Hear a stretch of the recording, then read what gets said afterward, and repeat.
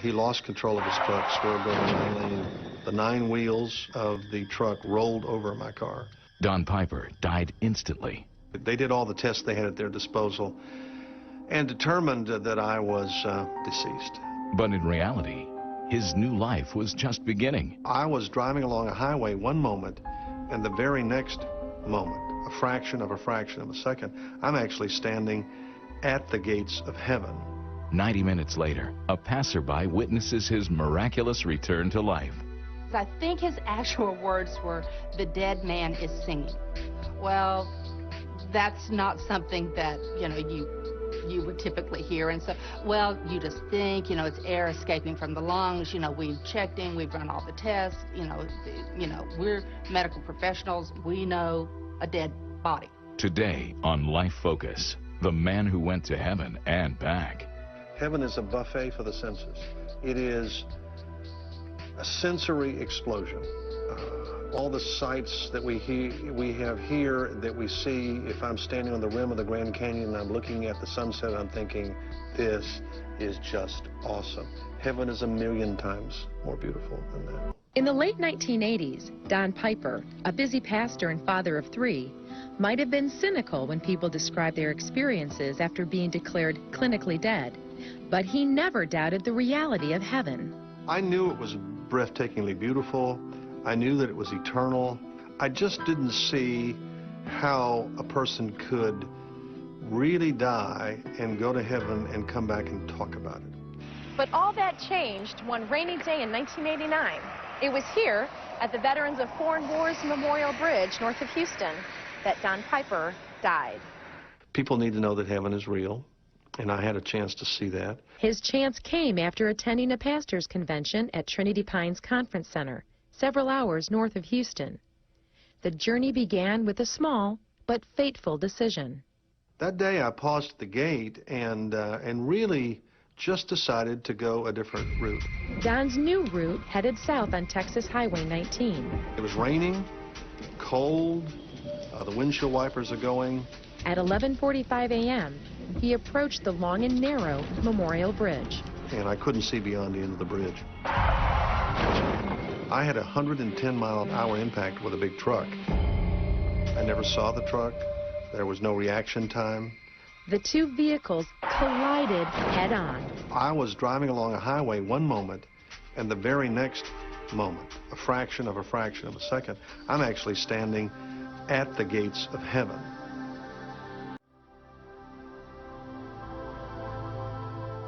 Don cannot recall the 90 minutes on Earth, but vividly remembers his experience in a more glorious place. The brilliance of the light, the magnificence of the light is beyond anything I have ever gazed upon here on Earth. It is almost as if everything is alive. It just glistens. Several other vehicles were involved in the accident. The truck rolled over the top of Don's Ford Escort, crushing his body. My internal organs had really been crushed. The roof of the car collapsed on my head, and I had been bleeding from the ears and the eyes and the mouth and nose, which were all brain damage signs. The arm was basically in the back seat. I mean, those were very apparent injuries. The dash came across both of my legs, just kind of like a guillotine. A guillotine that crushed his right leg and nearly severed his left leg above the knee. 4 inches of the femur, the largest bone in the human body, was ejected from the car. Apparently out the window into the lake because it was never located. His left arm was also nearly severed and missing several inches of bone. Eventually 4 ambulances arrived. They ran EKGs. They did all the tests they had at their disposal and determined that I was deceased. A policeman got a waterproof tarp out of his squad car, came over to my vehicle so no one would have to see what I looked like in the car. It was quite awful to look at. The news of the accident reached Don's wife, Eva, but she was not told the accident was fatal. There's been a wreck, and Don's been hurt. That's all they knew at that point in time. And the thing I remember most about that is just a very real sense of peace. Just covered me from my head to my toes. And I knew he was going to be okay. But medical personnel at the scene believed differently. They actually phoned for the county official, a justice of the peace, to come to the scene to sign documents which would allow the body to be transported to a mortuary. Until this man came to the scene. And I was a stranger to him. The late Dick Honorecker, seen here in a previously recorded interview, was also on his way home from the pastors' conference and stopped to help. Very candidly, it was as though I was compelled to stop and to pray for him. The Lord just impressed on me very emphatically, very urgently, that I was to pray for him. So Dick approached one of the officers and said, is there anyone here I can pray for? And he was told no, because the two people in the other two cars had actually been transported. And I, of course, was deceased. So they said, quite honestly, there is no one to pray for. But Dick insisted. And I laid my hands on him and began to pray for him, that there be no internal injuries and there be no head injuries. At 1:15 p.m., a full 90 minutes after Don Piper had been declared dead, the unbelievable happened. And I'm hearing a voice behind me. And that voice is the voice of Dick Honorecker. I began to sing, and all of a sudden I heard him singing with me. Hearing his own voice singing jarred this survivor back to earth. I was in utter brilliance in heaven. Now I'm in the dark, and I'm thinking, why is it dark? His next sensation? Excruciating pain. It was about to get as sorrowful and dreadful and painful as what I had just experienced was glorious and majestic. Every time my heart would beat, it would be like hitting my limbs with a hammer. Turned away from two local hospitals, Don felt every bump and shake during the nightmarish ride to Houston. It was just the most excruciating, powerful, throbbing pain that I didn't even know you could feel pain like that. Don finally arrived at Memorial Hermann Hospital's trauma center. My internal organs were intact. Doctors determined Don amazingly did not have any brain damage or head injuries. And even though my other injuries are cataclysmic, those two life-threatening experiences are no longer in existence. They have been prayed away by a man on a bridge under a tarp. When I saw him in the emergency room, he was being evaluated by numerous other doctors in addition to me. It soon became evident to Dr. Thomas Grider, an orthopedic surgeon, if they didn't take drastic measures immediately, Don may not survive. We had to find a way to either take off the leg, or there was a new device that had not been used very often to save the leg. The experimental device, called an Elizarov frame, had rarely been used in the United States.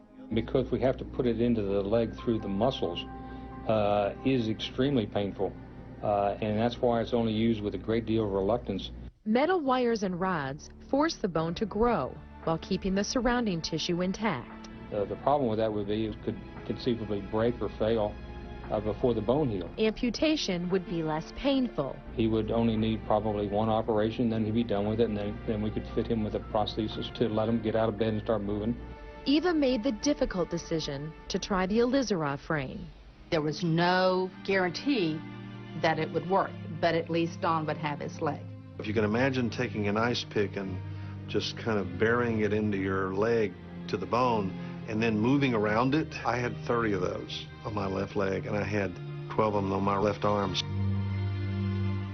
There are many times while Don was recovering that he was angry with me for giving that permission, because it was just excruciatingly painful.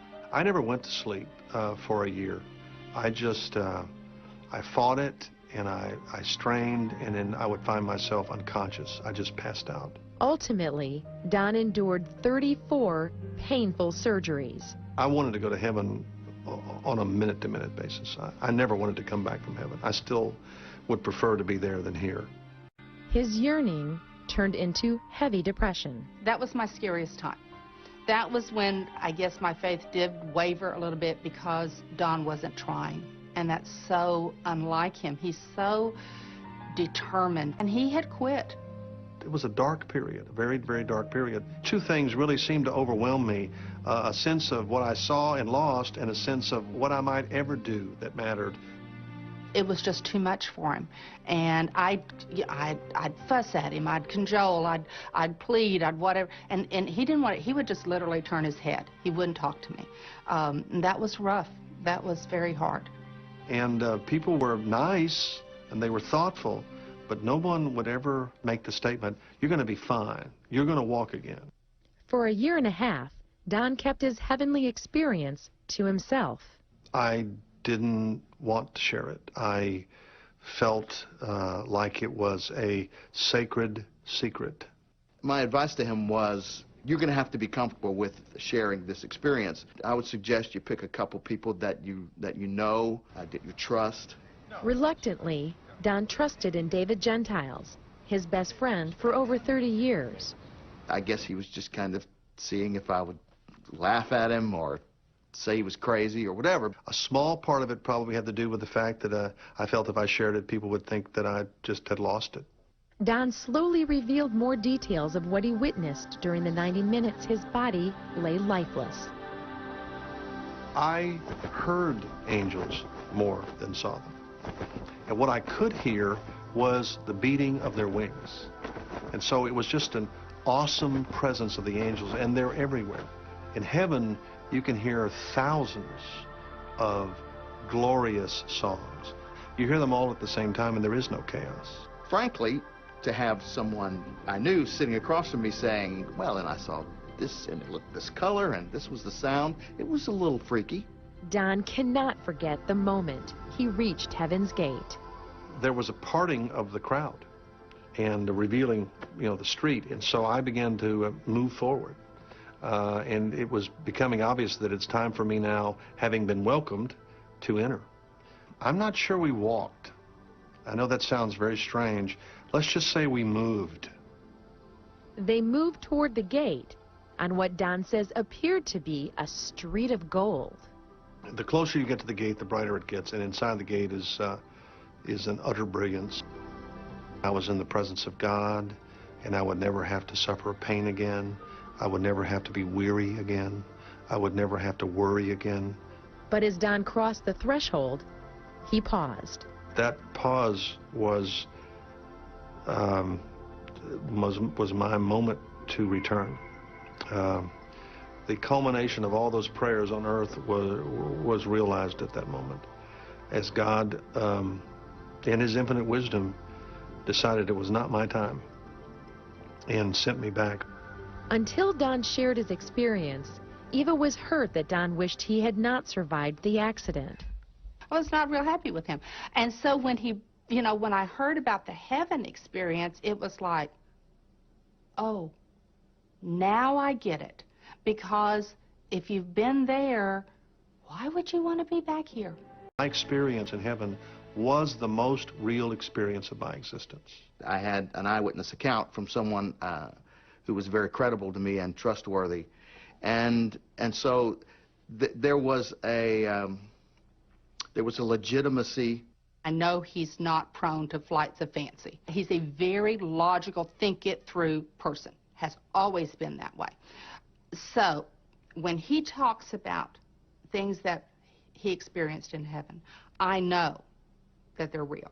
As real as heaven is to Don, others who have died and returned describe another place, one that is dark and dreadful. And they'll say there were screams, there were flames, and there was sulfur. It was an agonizing, horrifying, stupefying place, and it's really, you could see it on their face. And then inevitably they will say, the reason I'm telling you this is because I want you, when you share, to let people know hell is real too. It was like being in a nightmare trying to scream, and as hard as you tried to scream, you couldn't get the word, you couldn't get the sound out. And it wasn't a nightmare. It was reality. It was my reality. And I can only say that it was hell. Several years ago, Sharon Maddox underwent surgery. Under anesthesia, she became aware of herself slipping away to a dark, black place. The darkness was thick. It was a total enveloping darkness. It was so dark you wouldn't have been able to see the hand in front of your face, is the way I describe it. I experienced gut-wrenching, excruciating pain. It was so unbearable. I don't even have the words to describe how it felt. There's also an urgency about life and death. You know, when you've had a big truck hit you when you're only 38 years old and your life ends and then you've been given it back, but it's a different life. You're mindful of the fact that we're very fragile. Spending time with his family is more of a priority now. What do you think about that? Yeah. What do you think about that? He was always a good family man, but I think he takes more time and more pleasure out of enjoying his family and making sure that we really do spend time together. You know what? It made me feel right at home because I was home. Heaven is home. Today, Don travels worldwide to share his story with an eager audience. I had to find a way to take the mess that I had found myself in and turn it into a message. If God can resuscitate a dead guy in a red car, he can give you a better life now and a better life in the world to come. Are you ready for that? How much lingering pain do you still have today? Quite a bit. Still in almost constant pain, Don walks with difficulty, and his left arm doesn't turn normally. But more than anything, he yearns for something more. I have had enormous privileges and joys here in life since I returned. Watched all three of my children graduate from college. I have had the privilege of walking my daughter down the aisle, but I'd rather be there.